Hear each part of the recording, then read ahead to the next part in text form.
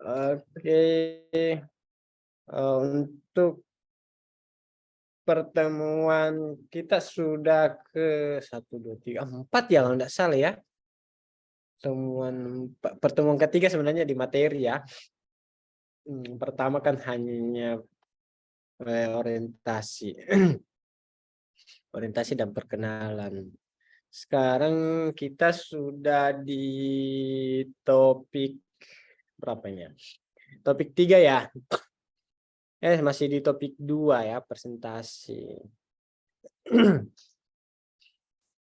Masih di topik 2, topik 1 kan sudah kemarin ya. Topik 1, 2 kali pertemuan topik 1. Ini sekarang di topik 2. Kita presentasi ya. Presentasi dari perangkat yang disusung. Jadi teman-teman, berdiskusi sebenarnya dengan secara berkelompok dalam penyusunan perangkat pembelajaran. Menyusun perangkat pembelajaran dengan pendekatan, TTL ya, TRL, T2R, teaching at the right level. Presentasinya dalam bentuk boleh metode galeri walk ya. Kalau saya yang model-model gini biasanya saya serahkan ke mahasiswa, kepada teman-teman mau metodenya menggunakan apa. Silakan berinovasi, berekspresi.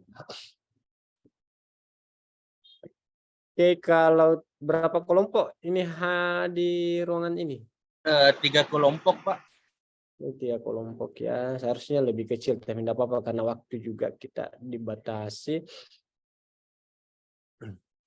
Oke, siapa yang bisa dulu menyajikan kelompok berapa? Baru teman-teman siap-siap kelompok lain untuk mengomentari. Apa yang kurang boleh bertanya. Bisa juga bagus kalau ada apresiasi dan memberikan masukan. Apa kira-kira yang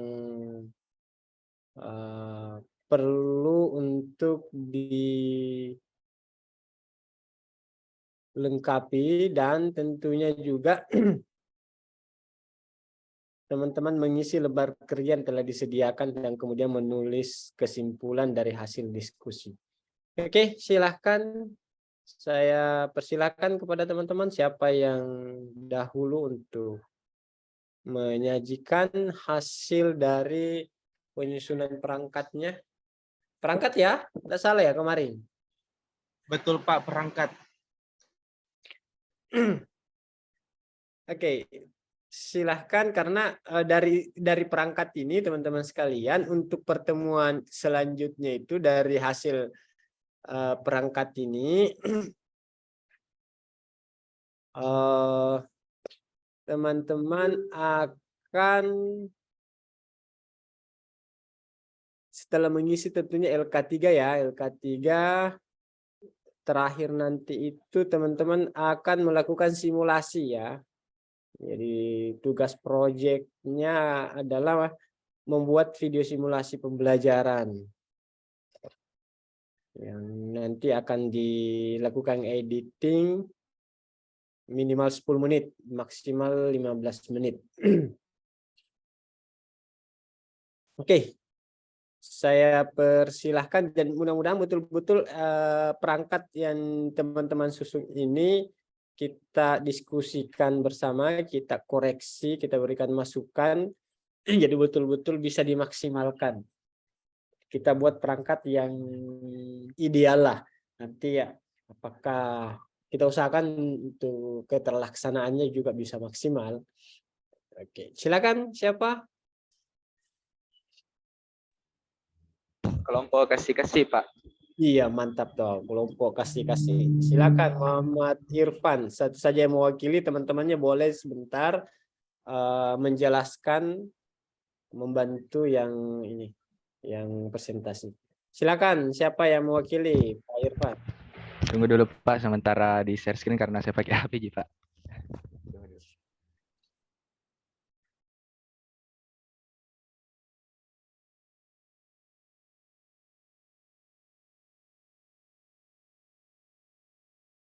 di LMS, saya belum coba masuk di LMS ya. Di LMS itu ada enggak di situ pembagian kelompoknya berapa? Ada ya?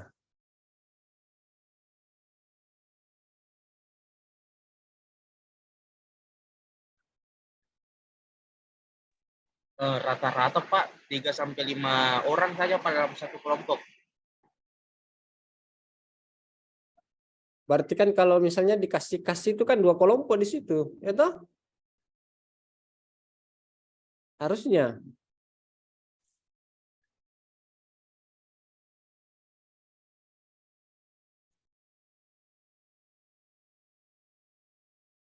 Gimana, sudah bisa?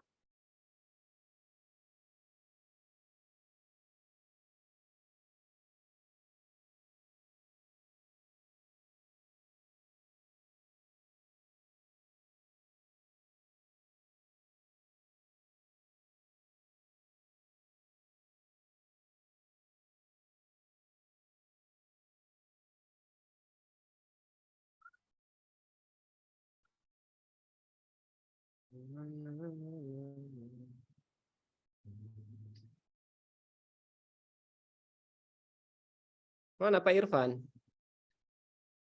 Belum bisa ya? Belum bisa, Pak. Teman-temannya yang lain?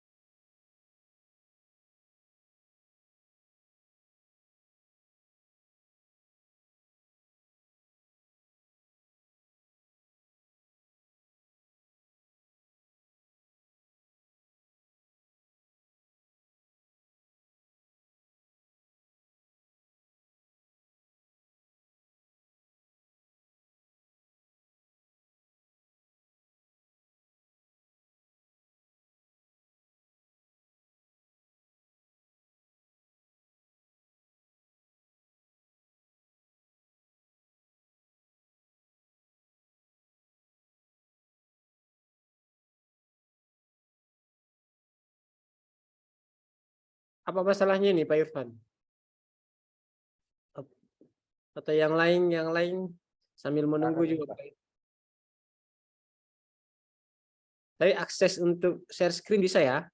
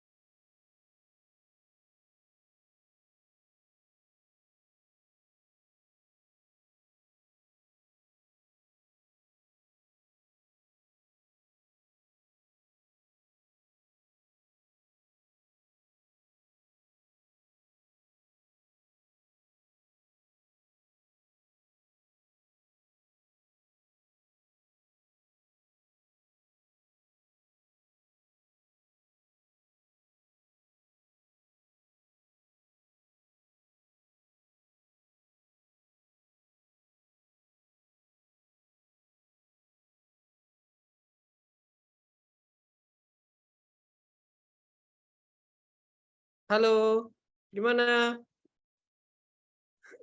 Kirim temannya yang lain, kirimkan temannya yang lain, Pak Irfan. Baru yang lain temannya yang lain yang men-share. Atau kelompok lain lah.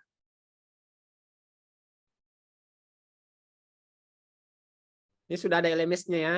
Saya belum cek siapakah tugas-tugas Anda sudah masuk atau sudah diunggah belum? Hostnya bisa mungkin dikasih Kak Seru nih. Untuk bisa share screen karena nggak bisa terakses Pak anunya share screen. Iya, kayaknya. Oh iya maaf, silakan Pak Irfan. Kak Seru nih. Sudah.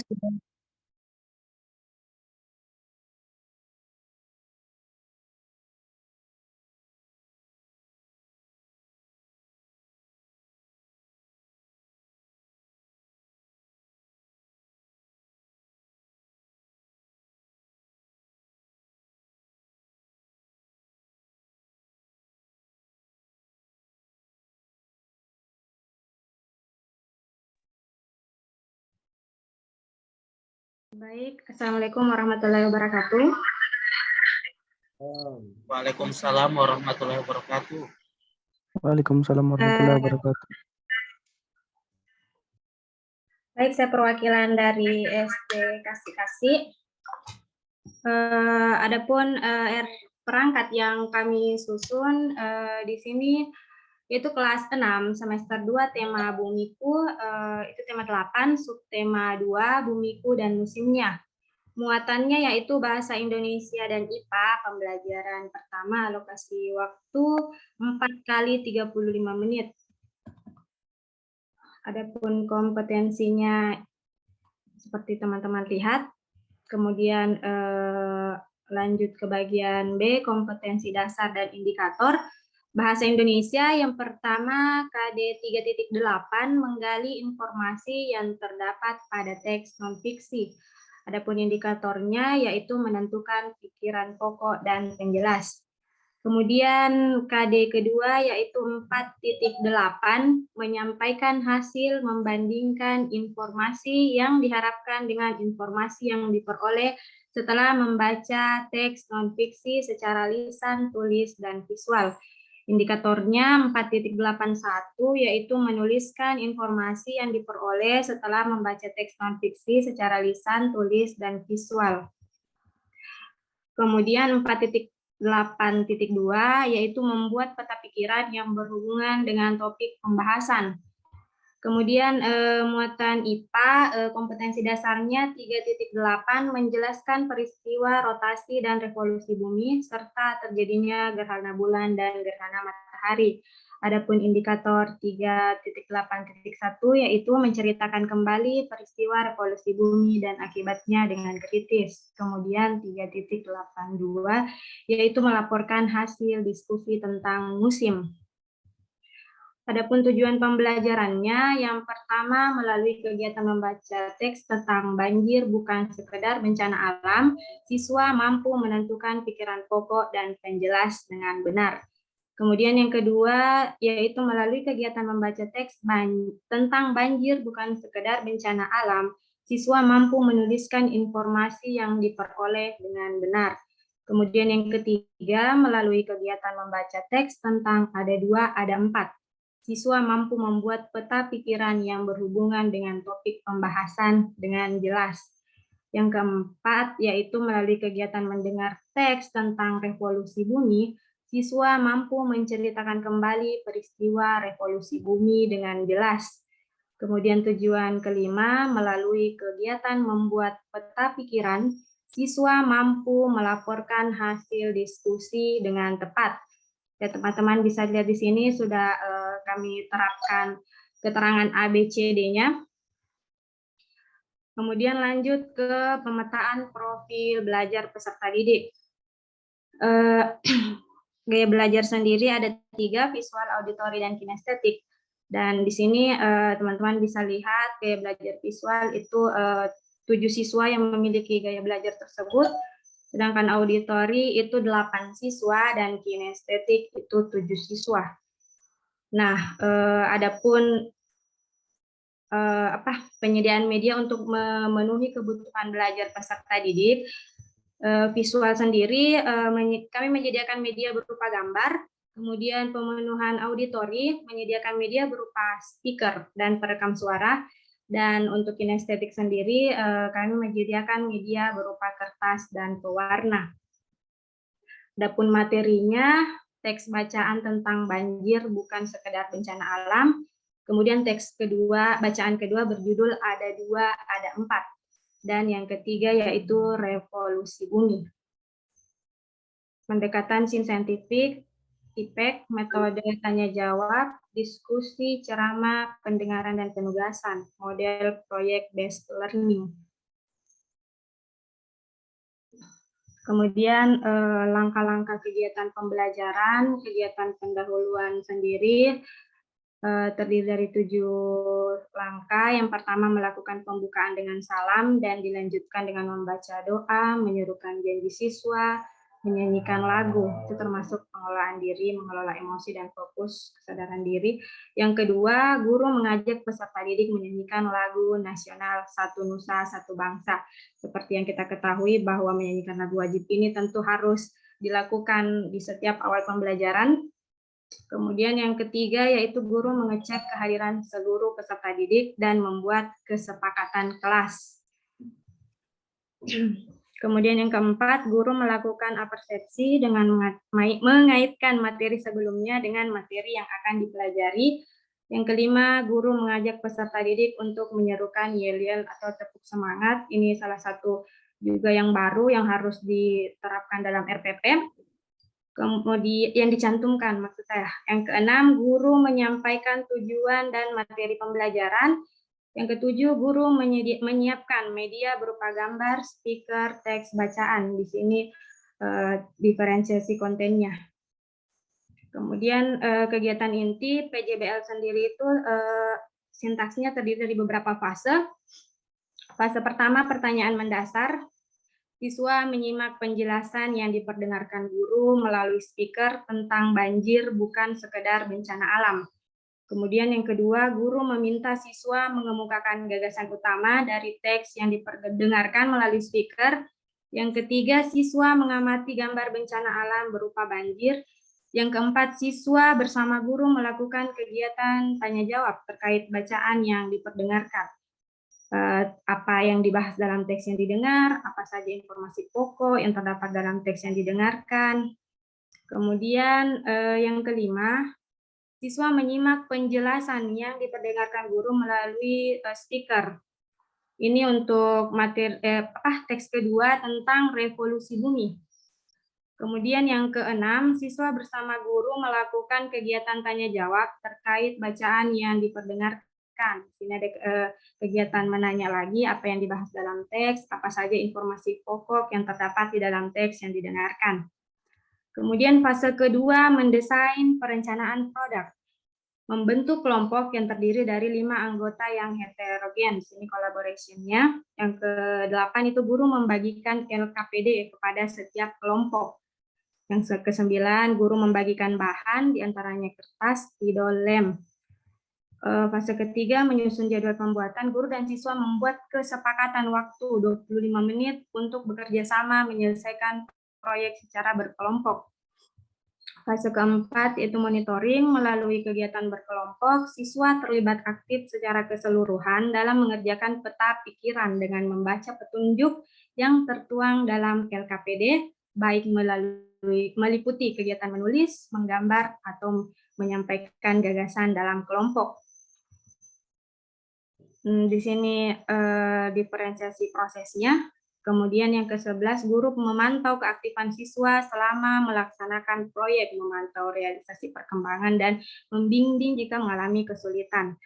Kemudian fase kelima, menguji hasil. Guru mengecek ketercapaian proyek yang telah dibuat. Siswa mempersiapkan produk atau karya yang telah dibuat untuk dipresentasikan. Fase keenam yaitu mengevaluasi. Masing-masing kelompok mempresentasikan laporan kerja proyek yang telah dibuat dengan percaya diri, baik secara lisan, melalui rekaman suara, ataupun video. Yang ke-14, siswa lain memberikan tanggapan dengan kritis dan sopan. Yang ke-15 itu guru memberikan penilaian pada lembar observasi sesuai dengan rubrik penilaian. Bersama guru, siswa menyimpulkan hasil proyek.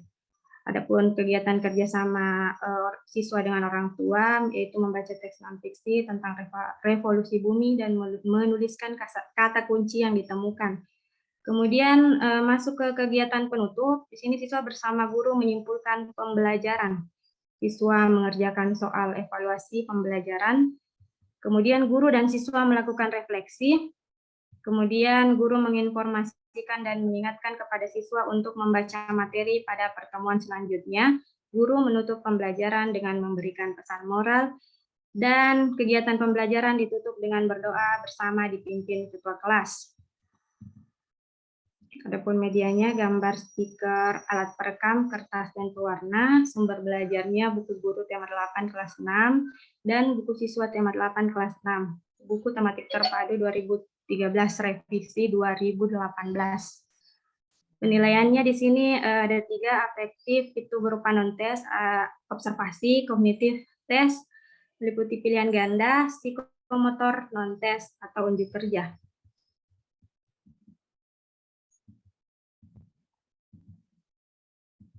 LKPD-nya seperti ini, berisi petunjuk-petunjuk. Kemudian bahan ajar.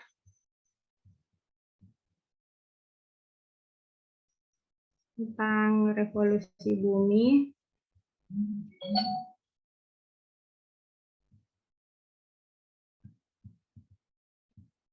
Banjir bukan sekedar bencana alam, ini teks yang diperdengarkan melalui speaker. Kemudian teks kedua itu ada 2, ada 4.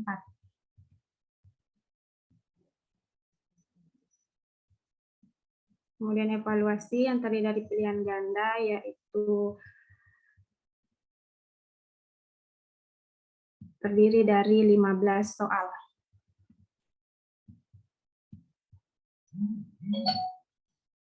Penilaian atau asesmennya, penilaian sikap, instrumen penilaian sikapnya, yang indikator pertama itu sikap tanggung jawab. Adapun terdiri dari beberapa 4 indikator. Yang pertama, melakukan instruksi yang diarahkan oleh guru, mengerjakan tugas dengan baik, mengumpulkan tugas tepat waktu, dan menunjukkan prakarsa untuk mengatasi masalah dalam kelompok di kelas. Tekniknya observasi, instrumen lembar observasi. Untuk setiap sikap akan dinilai dengan ketentuan sebagai berikut. Sangat baik jika semua indikator tercapai, baik jika 3 indikator tercapai, cukup jika 3 indikator tercapai, dan perlu bimbingan jika 1 indikator tercapai. Sikap percaya diri juga demikian. Kemudian format pengamatan sikap sosial siswa seperti ini. Kemudian petunjuk penskoran, skor akhir menggunakan skala 1 sampai 4, perhitungan skor akhir menggunakan rumus skor perolehan per skor maksimal dikali 100. Itu nilainya. Sangat baik apabila memperoleh skor 81 sampai 100, baik apabila memperoleh skor 63 sampai 81, cukup apabila memperoleh skor 44 sampai 63, dan kurang apabila memperoleh skor kurang dari 40, kurang atau sama dengan dari 44. Kemudian penilaian pengetahuan, di sini kompetensi dasar bahasa Indonesia 3.8 menggali informasi yang terdapat pada teks non-fiksi. 3.81 menentukan pikiran pokok dan penjelas, siswa mampu membuat peta pikiran yang berhubungan dengan topik pembahasan dan menuliskan informasi yang diperoleh setelah membaca teks non-fiksi secara lisan, tulis, dan visual. Kemudian nomor soal 1, 2, 3, level kognitifnya C4. Kunci jawabannya juga dicantumkan. Kemudian penskoran atau rubrik, skor 1 apabila siswa menjawab soal dengan benar, dan 0 apabila siswa menjawab soal namun salah.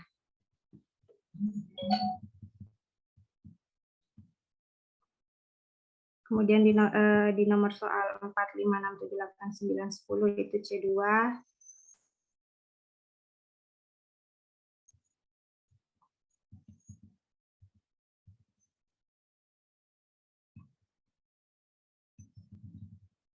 Dan masuk ke soal IPA, nomor 7, 8, 9, 10, 11, 12, 13. Di sini sampai 15 ya, C2.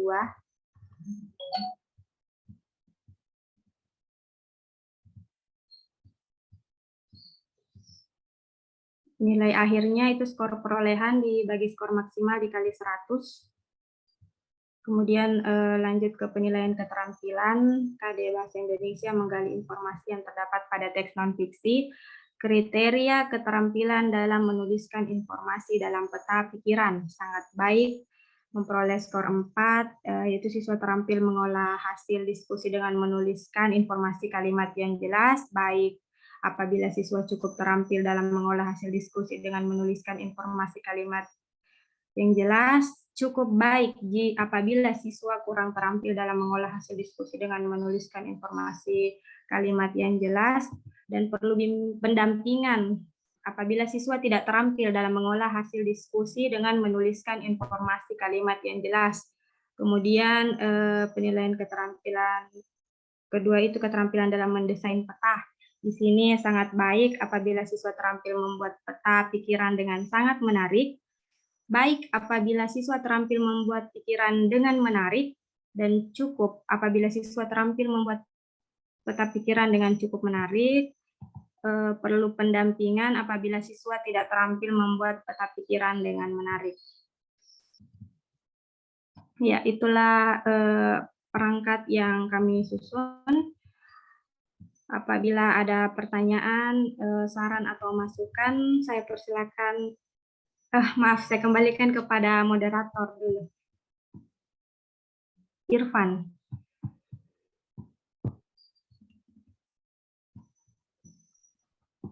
Baiklah, teman-teman, itulah tadi pemaparan materi dari kelompok kami mengenai perangkat pembelajaran menggunakan model RTAL. Selanjutnya saya persilakan kepada teman-teman jika ada pertanyaan atau masukan kepada kelompok kami, silakan untuk mengangkat tangan. Oke, Wahyu Ahmadi, saya persilakan. Baik Kak, terima kasih atas kesempatannya. Bisa ke slide tujuan pembelajaran.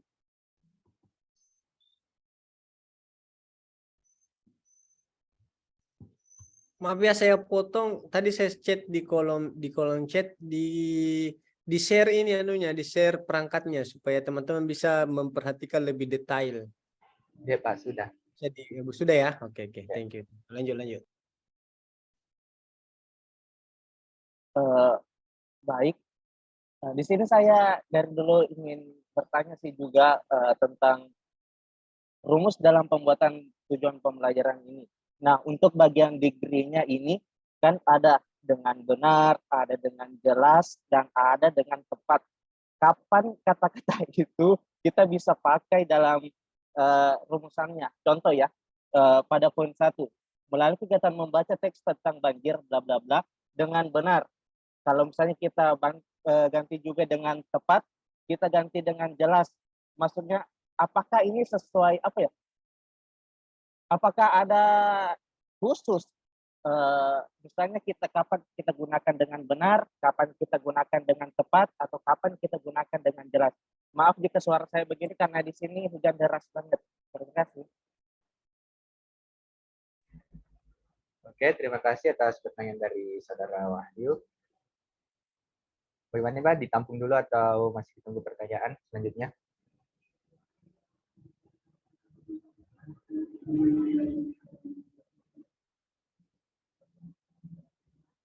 Masih ada pertanyaan lain dari teman-teman?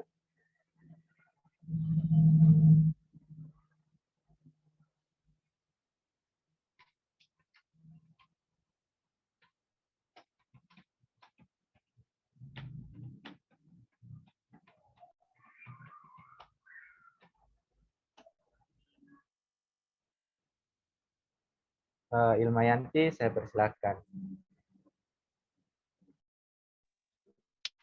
Ya, wabarakatuh. Waalaikumsalam Jelas di suaraku.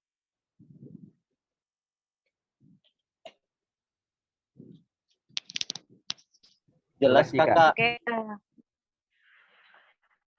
Oke. Jadi yang ingin saya tanyakan di sini, saya lihat di situ soal yang disediakan adalah soal ganda. Nah, yang saya tanyakan adalah ini kan kayak tes sehari-hari dan kegiatannya ini berkelompok, tentu duduknya berkelompok. Nah, tayangan saja biasa itu siswa kayak cari saja cara untuk melihat jawaban temannya atau kerjasama dengan temannya. Nah, pengingatnya bagaimana eh, kalau kasih ya kalau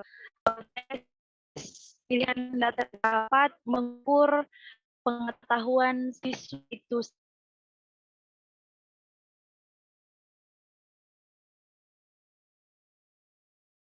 Mungkin saja yang dengar suaranya Kak Ilma putus-putus atau teman-teman yang lain juga. Itu juga Kak, Putus-putus Kak. Ya, putus-putus Kak.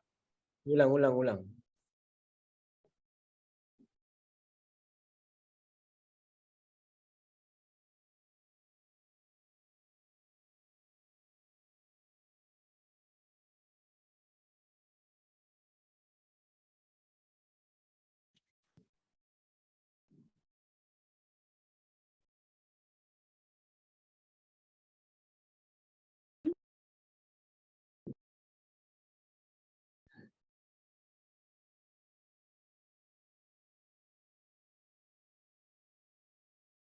Sudah kedengaran? Oke Kak, sudah. Ya, oke. Saya izin matikan kamera karena sedang hujan dan jaringan kurang stabil. Siap, saya izinkan. Jadi, ya, siap. Jadi yang ingin saya tanyakan tadi, saya ulang. Di situ di tesnya saya lihat dalam bentuk pilihan ganda. Nah, yang ingin saya tanyakan di sini, bagaimana kelompok kasih yakin tes tersebut dapat mengukur pengetahuan siswa secara murni begitu, karena di ulangan saja kalau misalnya itu di ulangan saja ada siswa yang ada saja caranya untuk melihat jawaban temannya atau berdiskusi dengan temannya dalam menjawab soal, apalagi ini cuma pembelajaran sehari-hari begitu. Nah, jadi pertanyaan saya bagaimana kelompok kasih ini memastikan bahwa tes tersebut dapat mengukur tingkat pemahaman siswa terhadap materi yang diajarkan hari itu. Terima kasih.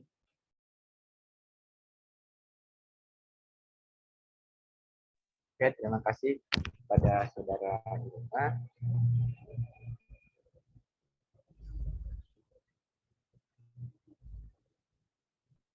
Saya rasa cukup 2 pertanyaan dulu untuk sesi pertama ini.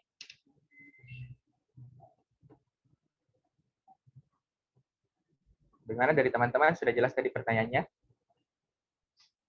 Dari kelompok kasih-kasih.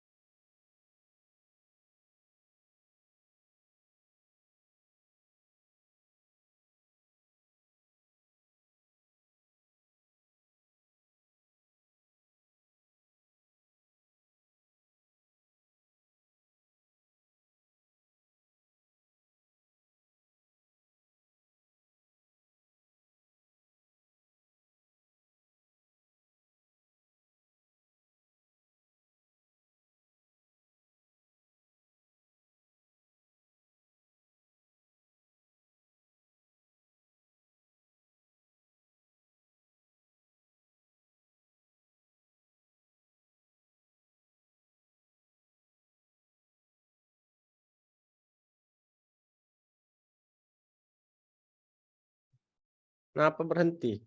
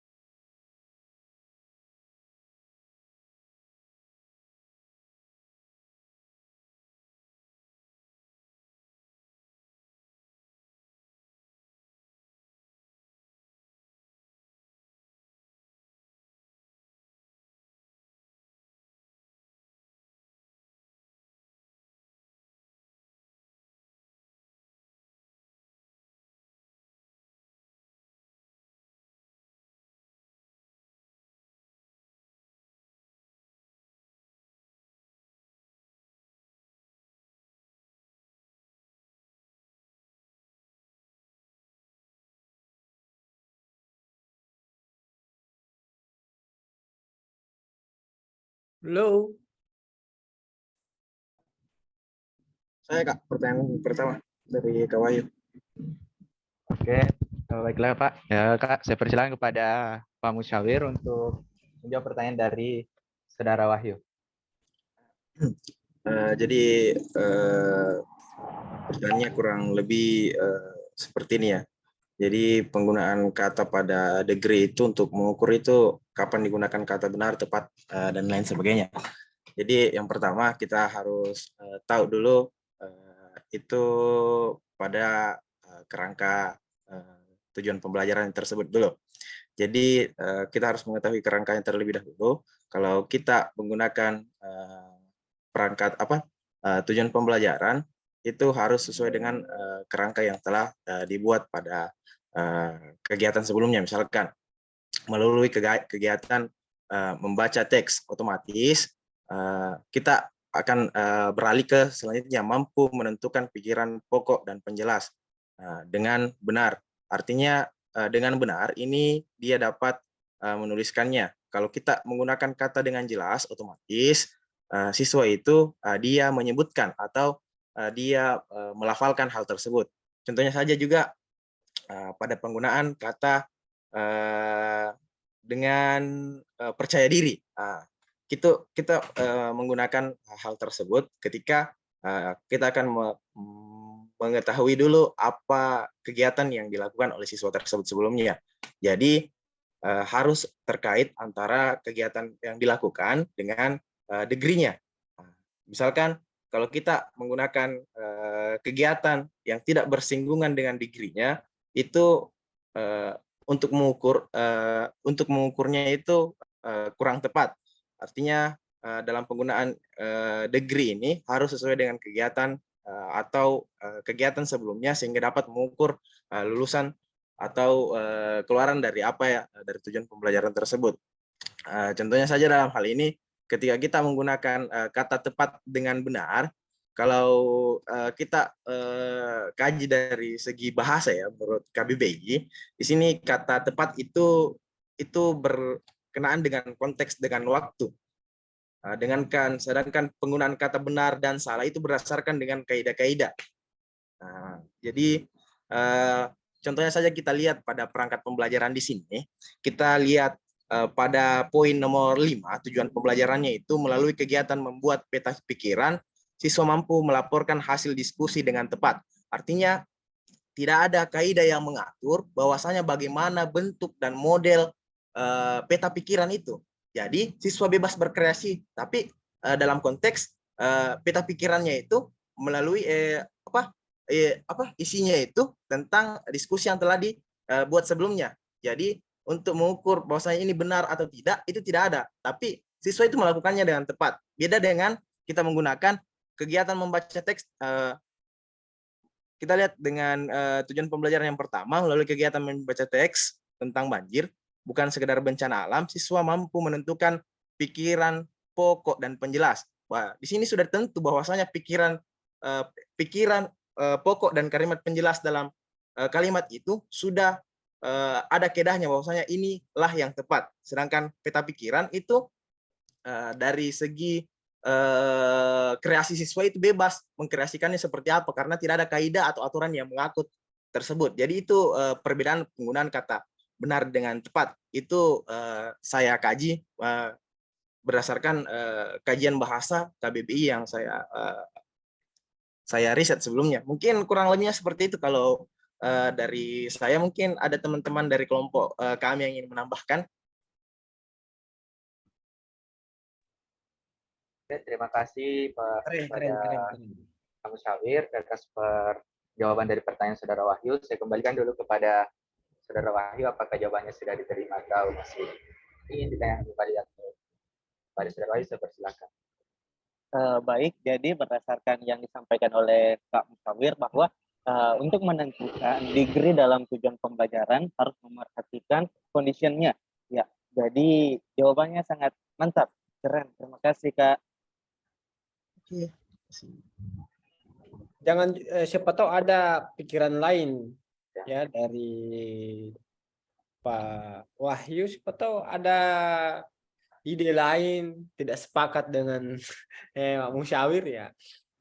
Apa yang saya pegang Pak Musyawir itu bukan kebenaran atau ada hal yang lain. Berikan masukan karena belum juga ada saya lihat saran dan masukan. Siapa tahu ada yang lebih tepat. Oke, saya kembalikan.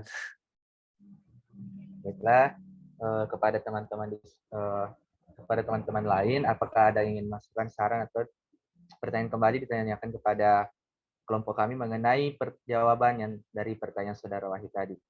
Jika ada, silakan untuk menunjukkan tangannya.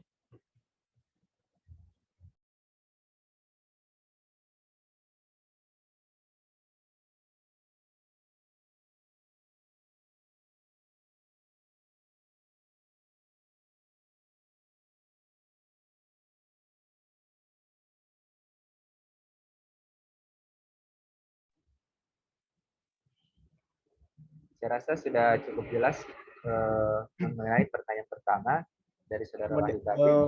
Moderator, sebelum lanjut ke pertanyaan selanjutnya, saya ingin menanggapi dulu ini. Bisa berupa saran, bisa juga Anda tanggapi. Ini kan di pemetaan profil belajar peserta didik, bisa ke bawah dulu, karena ada kaitannya dengan tujuan pembelajaran. Biasa saya lupa ya kalau bilang sebentar saya komentari. Oke, stop. Ini kan visual, auditory, kinestetik ya. Ke bawah lagi dulu. Oke, ini kan belum maksimal ya, saya anggap belum maksimal. Jadi Anda hanya memfasilitasi dari segi penyiapan medianya. Oke, penyiapan medianya. Jadi mengakomodir dari diferensiasi atau modalitas dan gaya belajarnya itu hanya sebagian kecil yang difasilitasi di perangkat ini. Nah, itu kalau saya itu harus dia lebih komprehensif, misalnya dari proses pembelajarannya. Coba naik, kita hubungkan dengan tujuan pembelajaran. Coba naik ke tujuan pembelajaran. Nah, di tujuan pembelajaran ini misalnya kita ambil satu saja contoh ya. Melalui kegiatan membaca teks ya, yang tujuan pembelajaran itu kan menuliskan informasi. Kalau saya coba cek, kita hubungkan naik dulu ke indikator lagi, ke indikator. Oke, ini kan oke, ini ya, yang kompetensi dasar kedua ya, menyampaikan hasil ya. Itu ya, Irfan, begitu ya, yang tadi yang tujuan yang saya sebutkan itu ya. Nah, ini kalau seperti ini, kalau hanya sekedar menuliskan, itu kan berarti tidak terus bagaimana misalnya kan tidak semua peserta didik itu mampu dan bisa menuliskan. Bisa saja dia tidak bisa di tulisan ya, di tulisan, tapi dia mampu menyampaikan secara verbal. Ya. Kan ada peserta didik itu yang tidak mampu. Jadi kalau saya berikan ruang untuk mereka, jadi misalnya menyampaikan hasil itu bisa tetap di sini menyampaikan informasi yang diperoleh misalnya. Nah, proses penyampaian informasi itu disesuaikan dengan dia punya gaya belajar atau modalitas belajar. Dia bisa menyampaikannya dengan cara menuliskan, oke. Dia juga bisa menyampaikan dengan cara verbal. Dan bisa saja dia menyampaikannya dalam bentuk yang lain, misalnya dalam bentuk gambar atau apa dan seterusnya. Itu sih kalau saya, kalau bisa diterapkan itu. Jadi tapi kita cek lagi nanti ya, apakah ini bahasa Indonesia ya, bahasa Indonesia. Ya, bahasa Indonesia kayaknya ini ya. Ini kan di sini ada bisa diperoleh. Nah, membaca teks non fiksi secara lisan, tulis, dan visual. Tapi bisa Anda silahkan tanggapi apa yang saya sarankan. Kalau ada yang lebih bagus, saya kira tidak ada masalah. Jadi itu. Jadi jangan membuat misalnya indikator atau tujuan yang membatasi ruang geraknya peserta didik. Jadi, nah tapi nanti tetap bisa ditulis di tempat yang lain, misalnya indikator sama tadi pertanyaan itu benar, tepat, jelas, itu nanti indikatornya seperti apa. Jelas itu maksudnya yang bagaimana. Kalau tepat itu yang bagaimana, supaya dia yang jelas itu boleh ke bawah, tolong ke bawah ke tujuan, scroll ke tujuan. Nah, and degree-nya itu yang jelas bisa diukur, dan memang jawabannya tadi secara kaidah bahasa itu yang sudah yang disampaikan oleh Pak Musyawir ya, sudah jelas, tapi memang harus indikatornya jelas. Benar itu ketika misalnya dia benar dengan misalnya ketika dia menentukan pikiran pokok sesuai dengan yang ada di teks dan seterusnya. Nah, sama misalnya ini ini kan agak umumnya, yang nomor 3, membuat peta pikiran yang berhubungan dengan topik pembahasan. Nah ini yang keempat, mulai kegiatan teks revolusi mampu menceritakan kembali. Nah, ini kan menceritakan kembali berarti bagaimana misalnya peserta didik yang visualnya rendah gitu, atau memang tidak mampu. Tapi saya juga tidak sepakat sebenarnya kalau kita tidak biasakan, ya kan, biasakan ada bakat terpendam ya, ada bakat terpendam, tapi jangan dipaksakan. Kalau memang dia tidak mampu berupa ceritakan secara visual atau lisan, bisa saja dia menceritakannya dengan menuliskan kembali tentang revolusi itu. Jadi, tapi kan ya nanti ini kan di proses pembelajarannya nanti teman-teman bisa memperkaya. Mudah-mudahan teman-teman bisa menangkap maksud saya. Itu saja dari saya, dan sebelumnya di pemetaan profil belajar peserta didik itu kan kalau bisa ada tes awal ya, karena peserta didik itu tidak melulu bahwa dia visual semua. Kayak saya misalnya, kalau saya itu auditori visual, auditori itu lebih besar 50 sekian persen. Sorry ya, bukan auditori visual saya auditori kinestetik. Jadi saya ada 2, jadi auditori dan kinestetik. Nah, pertanyaan saya, apakah pemetaan profil belajar peserta didik ini menggunakan tes khusus atau gimana? Itu dari saya ya, saya kembalikan ke moderator. Thank you. Kita lanjut lagi sebentar yang di bawah. Ya, Pak. Terima kasih, Pak.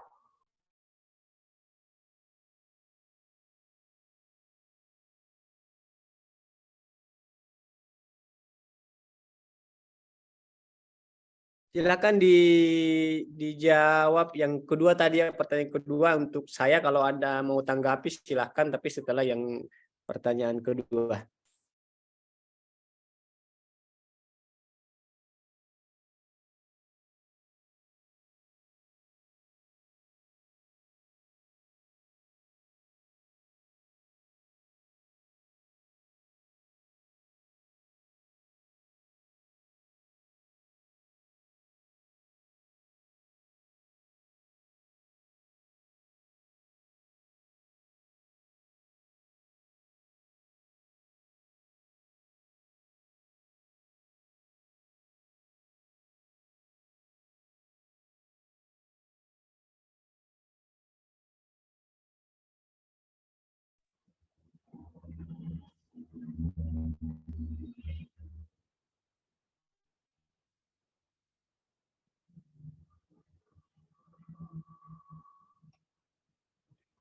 Oke, perhatian kepada Saudara Ilma.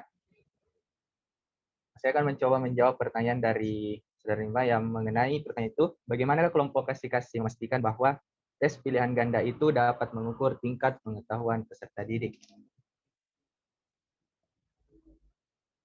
Menurut pendapat saya, tes pilihan ganda itu merupakan salah satu tes objektif di mana disediakan beberapa jawaban untuk dipilih dijadikan jawaban yang benar. Kalau seberapa yakinnya kelompok kasih itu bahwa pilihan ganda merupakan bentuk tes yang dapat mengukur tingkat pengetahuan peserta didik, dilihat dari beberapa penelitian juga. Misalkan penelitian tindakan kelas, untuk mengukur pengetahuan atau kognitifnya peserta didik itu dilakukan menggunakan tes pilihan ganda. Adapun untuk kedua sebenarnya ada juga observasi dan ada juga pilihan ganda. Jadi kami sangat yakin bahwa tes pilihan ganda itu merupakan salah satu bentuk tes yang mudah dan pengerjaan serta analisisnya itu mudah untuk dijadikan sebagai alat ukur pengetahuan tingkat kepengetahuan siswa dalam proses pembelajaran. Selain itu juga, kalau mengenai tadi ada juga permasalahan yang disebutkan Ilma mengenai bagaimana kita mengatasi kalau kecurangan atau apa, karena dia bekerja dalam satu kelompok, itulah kembali bagaimana lagi kita sebagai guru untuk mengawasi berjalannya evaluasi ini. Karena menurut saya juga tidak semuanya itu, kalau kan ini model yang diterapkan ini di RPP ini adalah model pembelajaran project basic learning, di mana hasilnya itu ada sebuah rancangan proyek dan hasil proyek. Dan di langkah-langkahnya itu kan ada juga pertanyaan pemantik. Nah, jadi selain itu juga bisa menjadi dasar kalau pilihan ganda juga ini sangat diperlukan untuk kebutuhan penilaian kognitifnya siswa.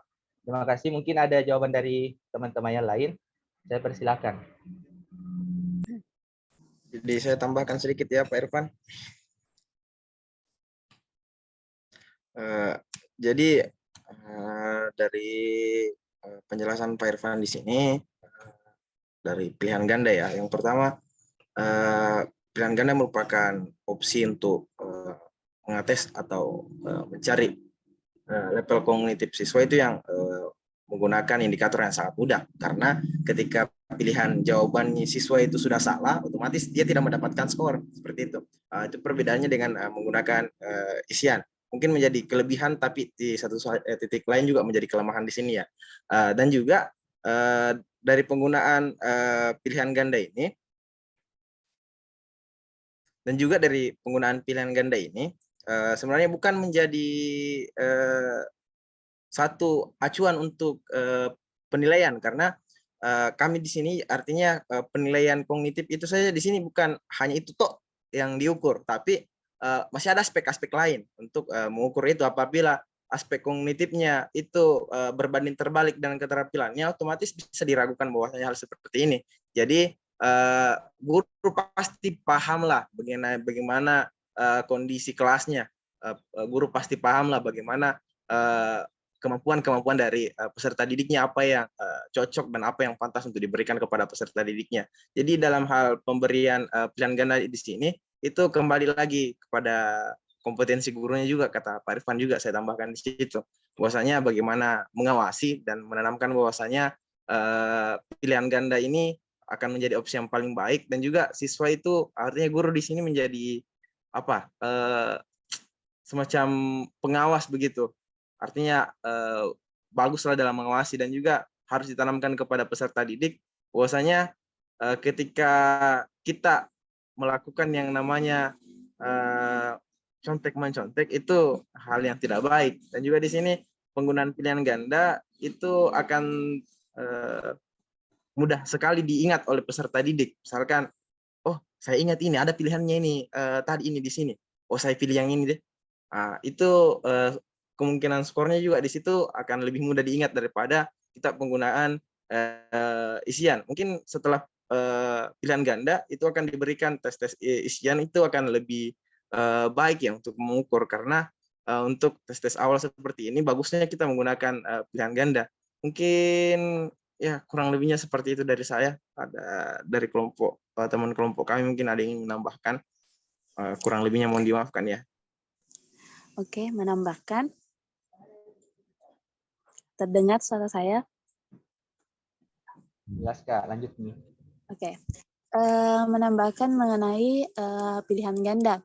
Di sini untuk pertanyaan Irmayanti, apakah pilihan ganda baik dan tepat?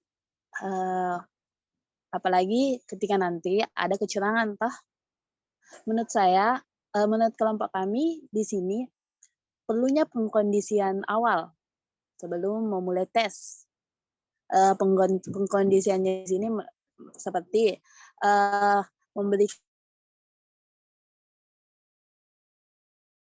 Yang kedua, memberikan jarak antar peserta, antar siswa ketika ingin melakukan ujian tes tersebut atau evaluasi tersebut, memberikan jarak sehingga meminimalisir terjadinya kecurangan.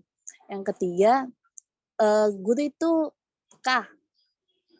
Saya yakin guru itu peka ketika ada bisik-bisik, ketika ada gerakan, itu guru itu peka. Seperti itu. Jadi sini seperti yang dikatakan Muhammad Irfan dan diperjelas oleh Musyawir, bahwa dari gurunya lagi di sini. Selanjutnya, tes pilihan ganda itu bagus untuk mengukur.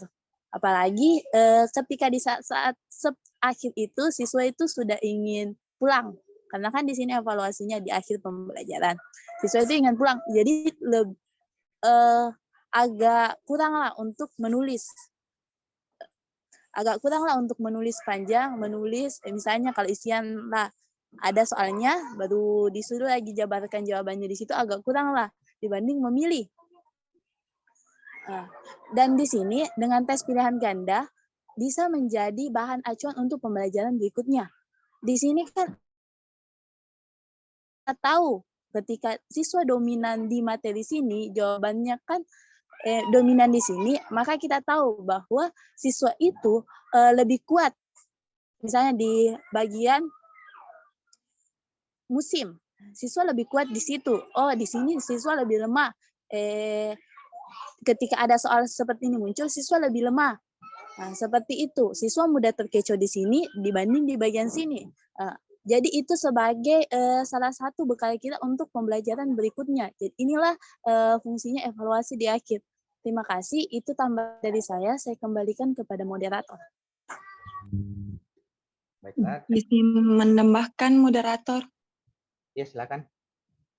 Oke, baiklah. Mungkin sedikit tambahan dari saya, dari kelompok kami, mengenai pertanyaan dari Saudari Ilmayanti, bagaimana kelompok kami memastikan bahwa tes pilihan ganda itu dapat mengukur tingkat pengetahuan peserta didik. Nah, untuk masalah kecurangan, seperti yang teman kami tadi sampaikan, bahwa di sini guru perlu memiliki kemampuan untuk meminimalisir terjadinya kecurangan ketika tes evaluasi itu dilaksanakan. Lalu bagaimana tes pilihan ganda itu dapat mengukur tingkat pengetahuan peserta didik? Nah, di sini kemampuan guru sebelum menyusun tes evaluasi, tentunya kita sebagai guru perlu memperhatikan apa saja yang perlu diperhatikan dalam menyusun soal. Contohnya daya pembeda soal.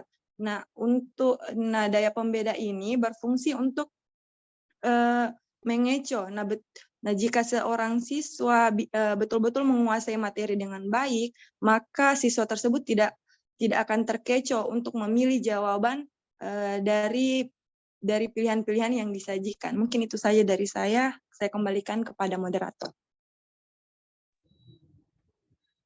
Baiklah, bagaimana dari kelompok lain apa dekatan jawaban?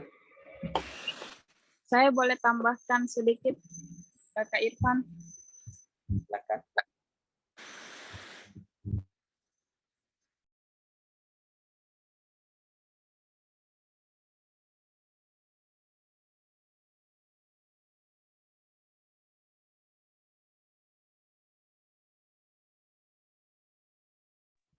Halo Kak Widya.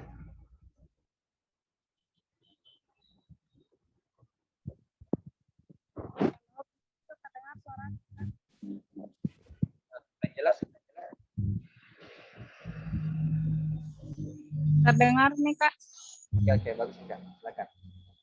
Ya maaf, ku matikan kameranya karena kurang baik jaringan.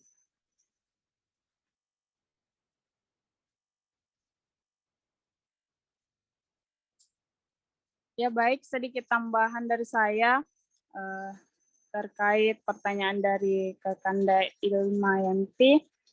Tadi sudah dibahas dari teman kelompok yaitu Kak Nurfadila dan barusan Kak Erna perihal pengeco dalam soal dan guru peka dalam penilaian tugas atau soal. Sedikit tambahan dari saya, yaitu perihal dalam pembuatan soal, khususnya pilihan ganda. Nah, di sini guru harus kreatif dalam pembuatan soal. Contohnya tadi dibahasakan yaitu pengeco. Contohnya dalam pengeco pilihannya, bagaimana kita mengetahui tingkat kemampuan siswa, kita bisa memberikan pada pengeco. Contohnya pada soal pertama, kita memberikan jawaban di luar dari materi yang kita ambil pada soal tersebut. Di situ bisa kita ketahui kemampuan siswa kita, bahwasannya benar-benar ketika jawabannya benar, kita mengetahui bahwa benar-benar siswa tersebut menguasai materi tersebut. Nah, pastinya siswa tidak akan memilih jawaban pengeco, contohnya itu di luar materi yang kita berikan. Kemudian yang soal kedua, kita memberikan pilihan yang benar-benar dapat mengeco siswa, yang bisa jadi penyebutannya kah atau nama dari jawabannya itu hampir sama. Nah, di situ bisa kita ketahui kemampuan dari siswa kita, bahwasannya daya ingatnya atau benar-benar dia belajar akan materi tersebut. Mungkin itu sedikit dari saya kembalikan kepada moderator.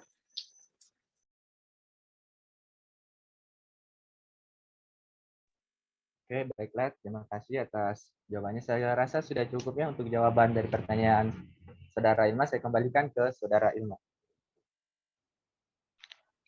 Iya, terima kasih. Materi lengkap ya. Dan saya sudah paham. Terima kasih. Baiklah, terima kasih atas partisipasi dari Saudara Ilma.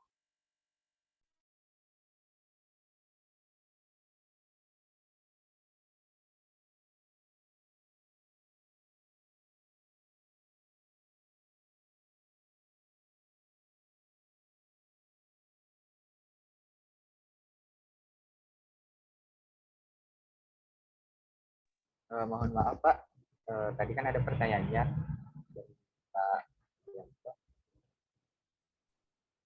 Ya, silakan.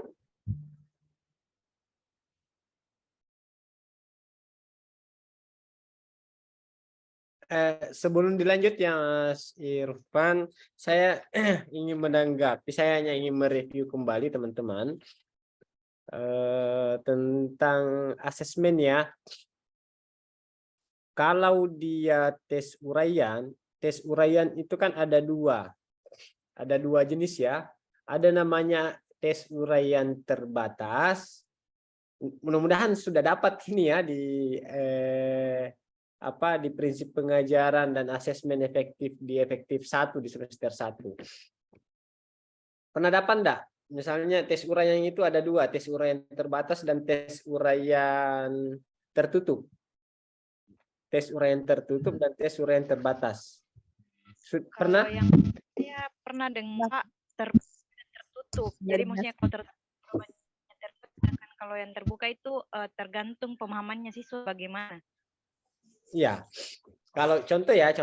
Nggak apa-apa ya kita review kembali. Yang tertutup itu misalnya ada penjelasan berdasarkan jelaskanlah atau uraikanlah pendapat dari misalnya dari Dr. Haram tentang penyebab banjir. Nah, berarti itu tertutup. Dia harus menjelaskan sesuai dengan pendapatnya Dr. Haram. Itu tertutup, itu uraian tertutup. Nah, kalau misalnya tes uraian terbuka, bukan terbuka ya, tes uraian terbatas ya, dengan tes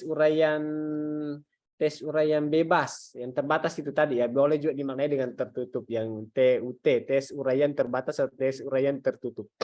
Itu yang terbatas tadi. Yang tes uraian bebas itu kalau misalnya itu tadi yang Ilma tadi yang jelaskan, kalau dia berdasarkan pemikiran peserta didik. Jadi misalnya dari beberapa penyebab banjir atau bencana alam, menurut kalian manakah yang paling sering terjadi di lokasi atau di tempat tinggal Anda? Itu berarti terbuka. Gitu ya. Nah, kalau dia di penilaian pilihan ganda ya, di pilihan ganda itu banyak teman-temannya, dan banyak guru yang bahkan tidak bisa membedakan loh di tes pilihan ganda itu. Nah, nanti teman-teman minimal bisa mendiagnosis nanti dan memprediksi atau bahkan menentukan bahwa tes pilihan ganda saya ini kan ada beberapa, ada tes pilihan ganda menjodohkan, ya, ada tes pilihan ganda biasa, ada tes pilihan ganda hubungan antar hal, dan ada tes pilihan ganda yang kompleks. Jadi ada 4 ya, menjodohkan, tes pilihan ganda biasa, pilihan ganda hubungan antar hal, dan kompleks. Yang kompleks itu contohnya banyak ya, misalnya ada pilihan misalnya A, B, C, D, baru dibawa lagi manakah susunan yang benar yang di atas. Kan ada biasa pilihan ganda itu kan begitu, A, B, C, D, A, B, C, D, atau B, C, D, A, kayak gitu. Jadi ada beberapa jawaban-jawaban di atas itu digabung menjadi beberapa jawaban. Jadi di bawahnya itu hanya menuliskan huruf itu. Mudah-mudahan bisa diimajinasikan teman-teman. Karena yang seharusnya ini ditampilkan ya supaya bisa lebih paham. Tapi saya yakin calon-calon guru profesional semua ini sudah cepat, daya tangkapnya cepat. Saya kira itu, saya kembalikan. Terima kasih. Terima kasih.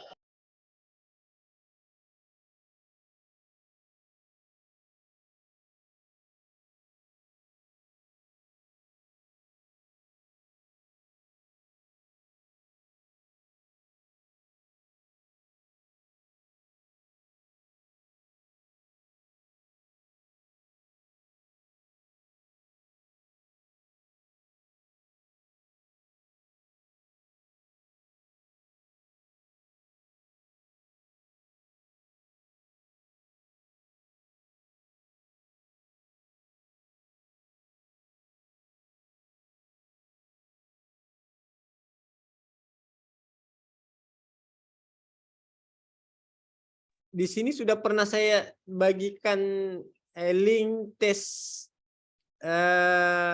gaya belajar ya? Belum Pak. Seingat saya belum. Belum. Teman-teman lain kurang tahu, Pak. Anda punya enggak? Tidak, Pak. Tidak, Oh, Pak. saya kirimkan. Tidak ada ini ya.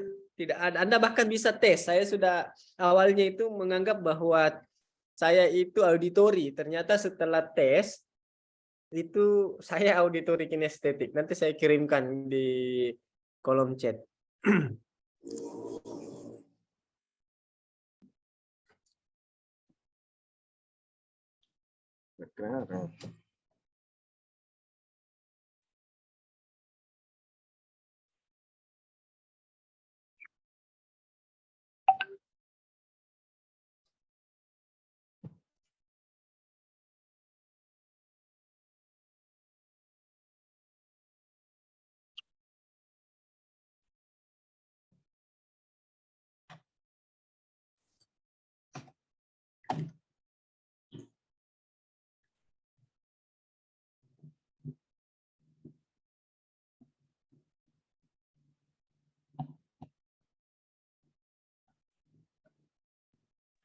Bagaimana Kak Awi?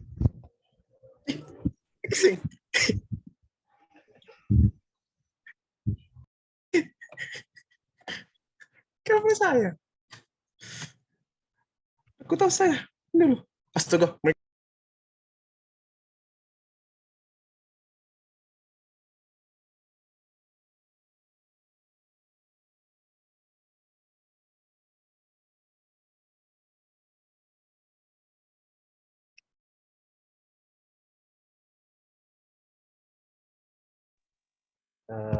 Sabit Pak, bisa untuk diulangi tadi pertanyaannya Pak mengenai pemetaan profil karakteristik peserta didik Pak. Yang mana itu? Lupa. Jadi tanggapan saya itu kan tadi khusus untuk pemetaan karakteristik peserta didik, misalnya di gaya belajar itu Anda mengklasifikasikan si A, si B ini auditori dan seterusnya, apakah sudah betul-betul melakukan tes otentik tentang tes gaya belajar gitu. Jangan-jangan hanya sekedar mengira-ngira saja berdasarkan hasil observasi apa dan seterusnya. Itu yang selanjutnya saya kira masih sangat terbatas di perangkatnya itu karena hanya melakukan kalau dilihat ya secara sekilas untuk memfasilitasi keberagaman diferensiasi, misalnya contoh saja fokus ke gaya belajar itu hanya di medianya saja. Itu mungkin nanti teman-teman bisa lebih spesifik di proses pembelajarannya, termasuk di tujuan pembelajarannya nanti itu bisa mengakomodir semua itu. Boleh jawab, boleh tidak sebenarnya. Oke, saya kembalikan ya. Kalau saya sebenarnya masih banyak ke bawah ya mau dipreteli, tapi waktu kita sangat terbatas. Jadi jangan sampai sudah diterapkan nanti itu ternyata masih jauh dari sempurna, karena masih banyak sebenarnya mau saya komentari ke bawah, tapi karena waktu kita ini masih ada 2 kelompok. Mungkin gini ya, teman-teman bisa share, ada buat grup ya, buat grup dan di share di situ perangkatnya, nanti saya coba komentari ya, karena mau dilihat semua utuh berat. Oke, saya kira itu ya, jelas ada gambaran awal dari saya kembalikan. Saya mau nyampaikan dulu, jangan sampai ditutup ruangan. Oke, silakan dilanjut. Oh iya Pak. Bagaimana kita lanjut nih saja ke kelompok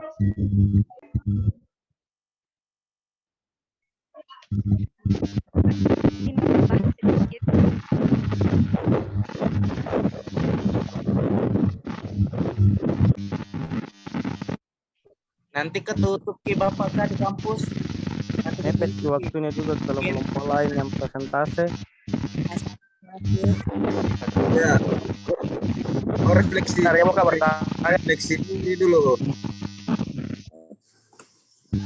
Jadi jadi mau refleksi diri dulu. Jadi sadar gini Kak, soalnya yang ganda cocok tahu betul.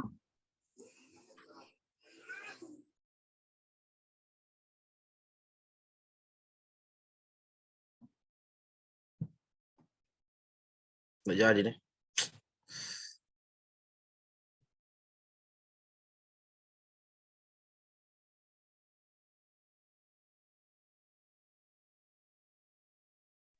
Tapi Pak, itu mengenai tadi penentuannya karakteristik gaya belajarnya siswa itu sebenarnya kami masih mengira-ngira Pak dari hasil observasi belum melakukan tes untuk mengetahui betul begini gaya belajar siswa tersebut.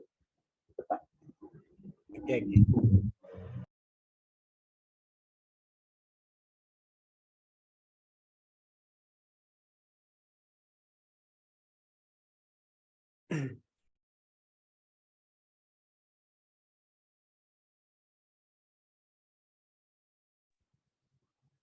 Jadi bagaimana Pak? Saya serahkan ke Dilanjut, enggak? Lanjut satu kelompok lagi.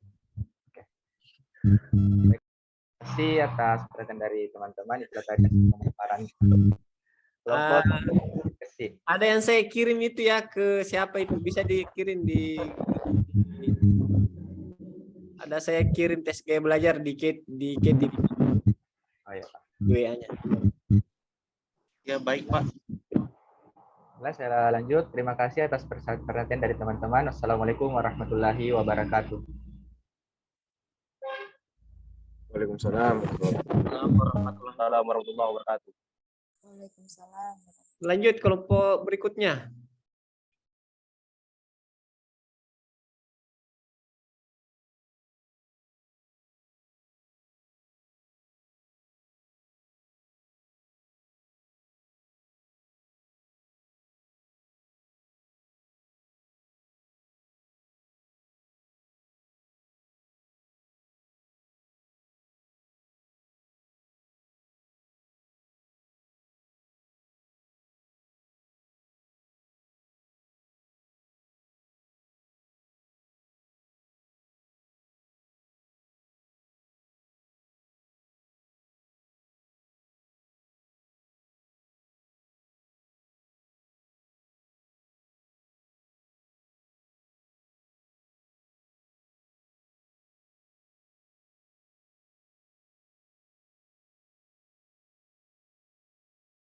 Cepat kita teman-teman nih, waktu. Siapa lagi kelompok selanjutnya? Silakan. Sebentar pitu tesnya.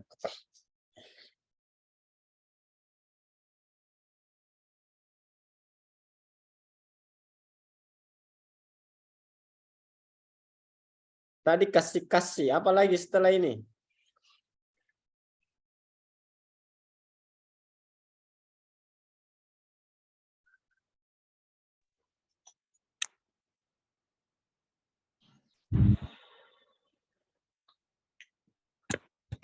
Ya, Rindayani silahkan.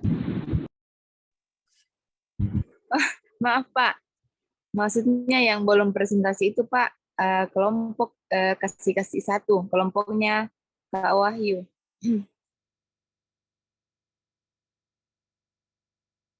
Nah, selanjutnya kelompok berapa? Kasih satu Pak, kelompoknya.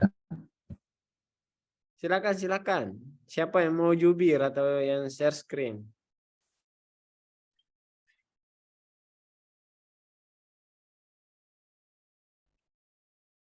Mohon maaf Pak, sekedar mengkonfirmasi sekali lagi apakah dilanjutkan atau dicukupkan Pak karena melihat waktu Pak. Tapi jika ingin dilanjutkan, Nih, saya kan sampaikan silahkan lanjut kelompok selanjutnya.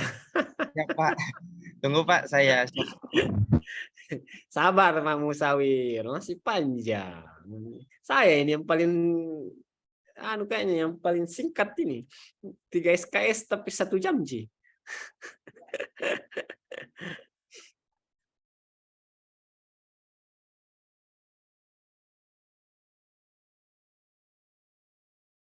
Ingat juga LK-nya ya. Ada LK berapa itu untuk diskusi ya kalau tidak salah. Itu Sudah diunduh kah? Iya Pak, Ya. itu dengan Tabel 4 LK2. ya? Ya, tabel 4 dengan LK2-nya Pak. Heeh. Itu analisis instrumennya dengan hasil diskusinya Pak.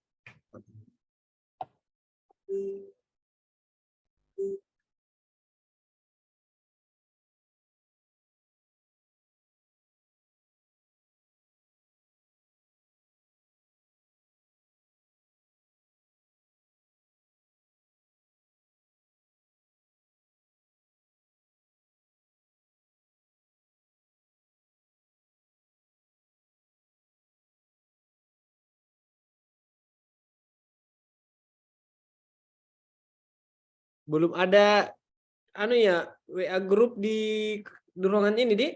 Ada Mi?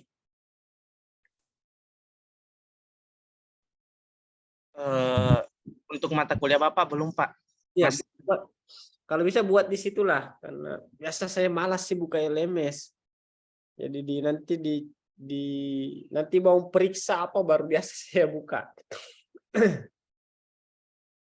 Jadi tugas perangkat berapa kelompok ini diupload di situ, nanti saya preteli di situ. Saya mudah-mudahan ada waktu untuk mengoreksi ya. Saya komentar di perangkatnya. Kalau bisa sih bisa bentuk Word bisa ya, bentuk Word. PDF juga bisa. Nah, ini sudah setengah. Ini sengaja diulur-ulur, mudah-mudahan tidak ya. Saya berusaha berpikiran positif ini, tapi oke, alhamdulillah. Dipersingkat saja, Pak Ayu.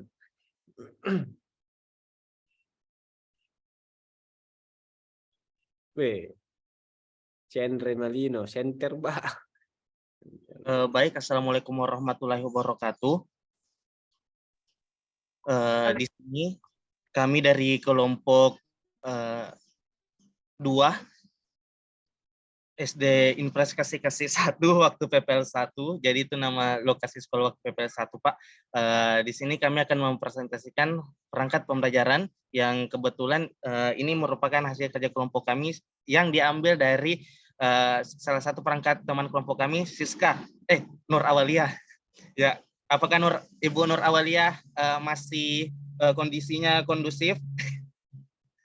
Bu Siska? Kurang kondusif. Lanjut saja Wahyu, karena di sini lagi kondusif. Baik Pak, jadi di tempatnya sedang ada keramaian Pak, jadi kami akan izin melanjutkan. Di sini ada RPP. Pertama, sekolah SD di Negeri Center Malino, kelas 5, semester 2, tema 8, subtema 1, pembelajaran 3. Kemudian alokasi waktunya 4 kali 35 menit. Adapun kompetensi intinya, jelas ada 4 di sini. Kemudian kompetensi dasar dan indikator. Teman-teman dapat memperhatikan dan melihat file yang kami share di grup ya. Karena untuk mengefektifkan waktu, teman-teman dapat mencermati. Di sini ada 3 muatan pelajaran. Kemudian tujuan pembelajarannya. Di sini ada 9 tujuan pembelajaran.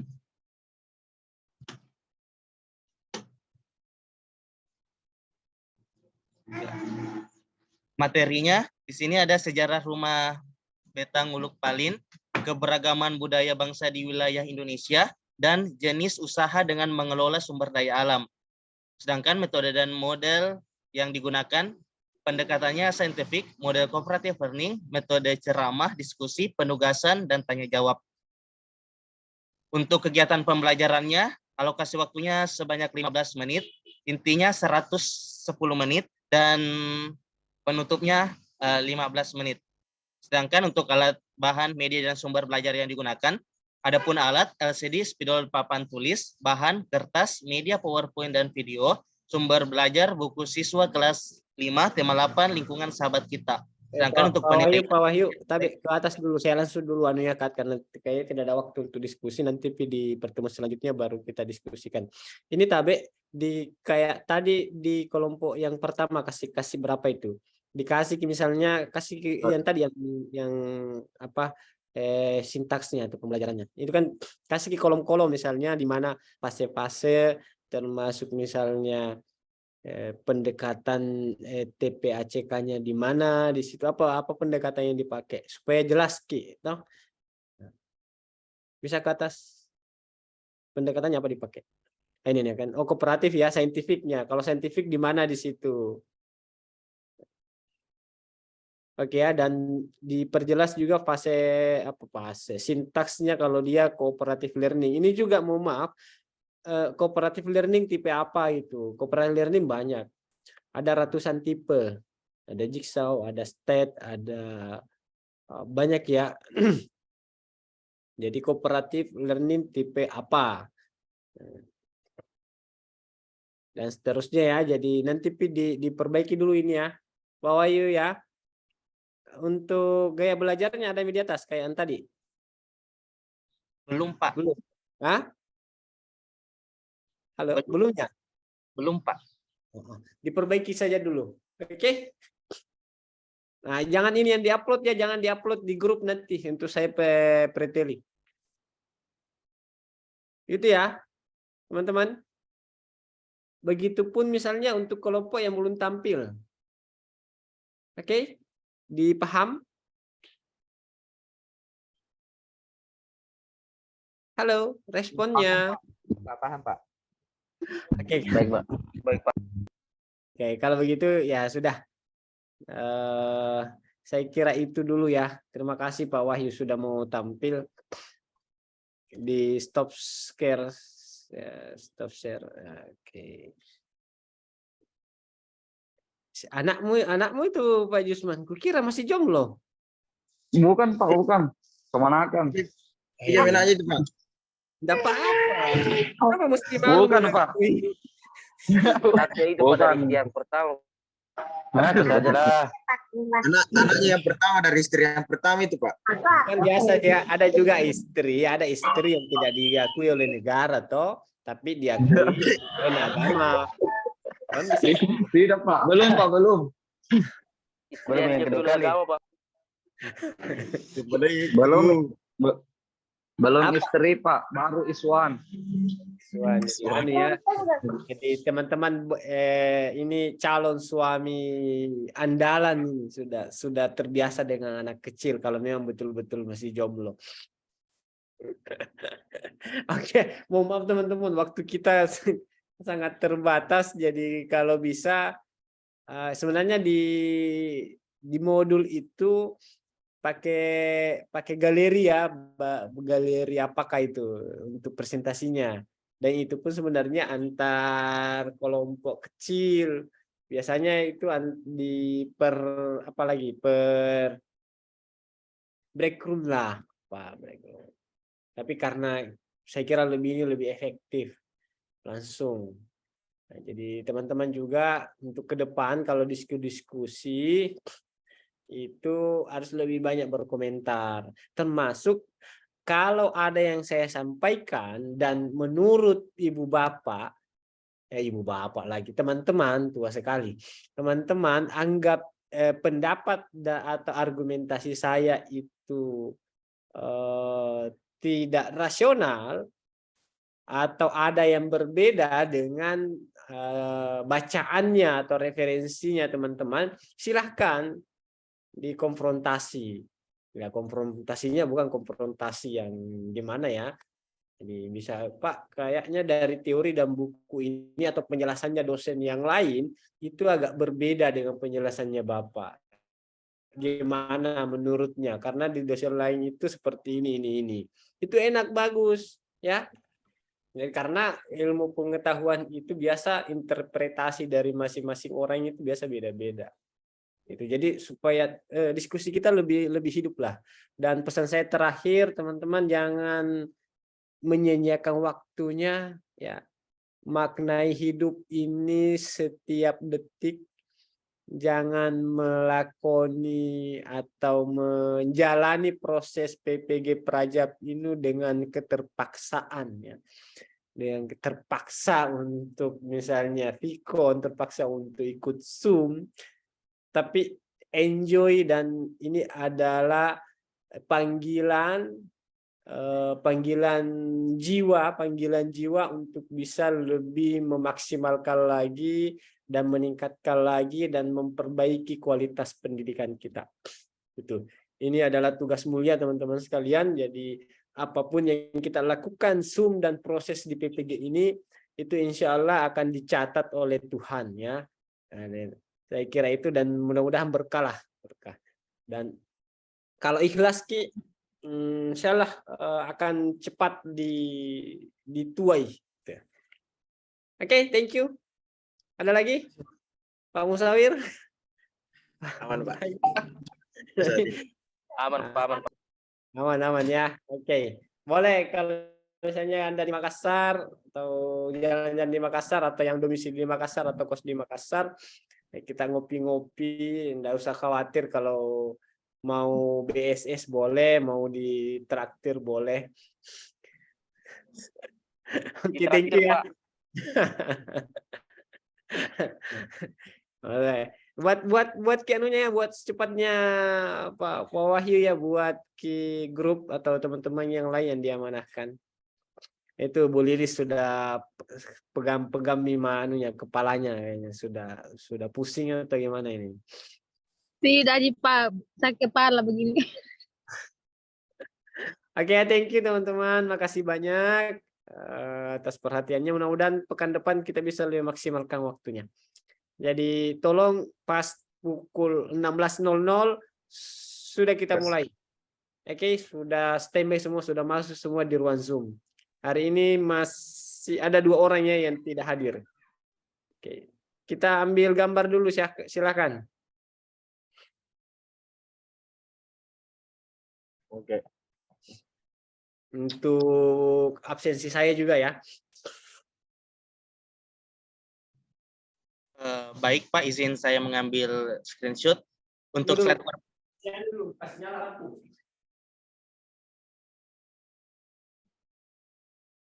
Oke. Tunggu dulu ayo.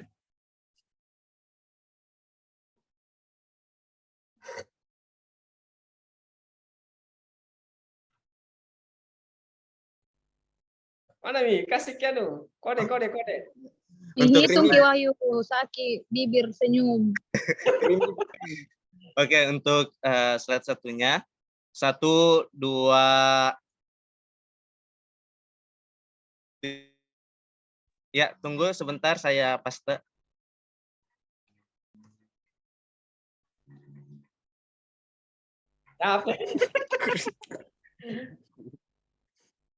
Ya, untuk slide 2, 1, 2, 3.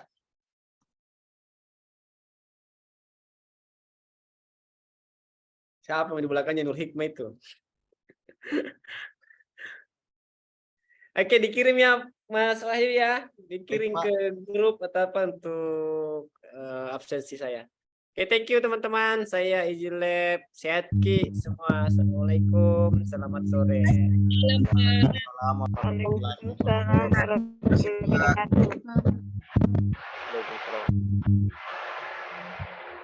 Tampil. Waalaikumsalam warahmatullahi wabarakatuh. Sholat izin dulu. Kasih satu nih.